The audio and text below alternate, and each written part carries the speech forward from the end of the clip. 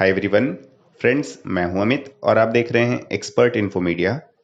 Friends, GST के under 10% new ITC का rule कब से होगा एप्लीकेबल, इससे रिलेटेड नोटिफिकेशन नंबर 75/2019 जारी कर दिया गया है 26 दिसंबर 2019 को, जिसे आप अपने स्क्रीन पर भी रेफर कर सकते हैं।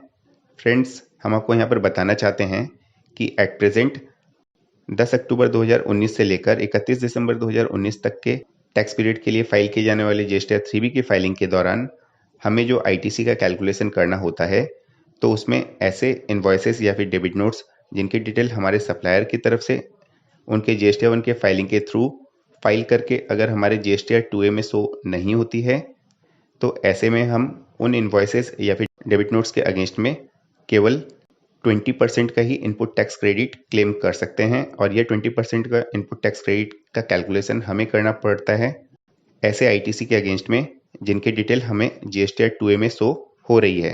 तो फ्रेंड्स, इसी 20% के इनपुट टैक्स क्रेडिट के रेस्ट्रिक्शन को चेंज करके 10% कर दिया गया है, जिसकी announcement already 30th GST council की मीटिंग में कर दी गई थी और अब इससे रिलेटेड नोटिफिकेशन जारी करके यहाँ पर बताया जा रहा है कि यह 10% आईटीसी का न्यू रूल कब से होगा एप्लीकेबल।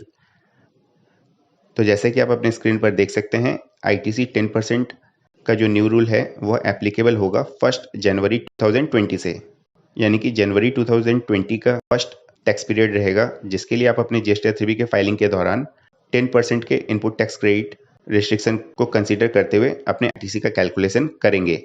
तो फ्रेंड्स, यह थी छोटी लेकिन इंपॉर्टेंट अपडेट जिसे हमने आप सभी के साथ शेयर किया। वीडियो अच्छा लगे तो इसे लाइक करें, औरों के साथ इसे शेयर करें। आप अगर हमारे चैनल पर नए हैं तो हमारे चैनल को सब्सक्राइब कर लें और भी ज़्यादा अपडेट्स के लिए। Thanks for watching. जय हिंद, वंदे मातरम।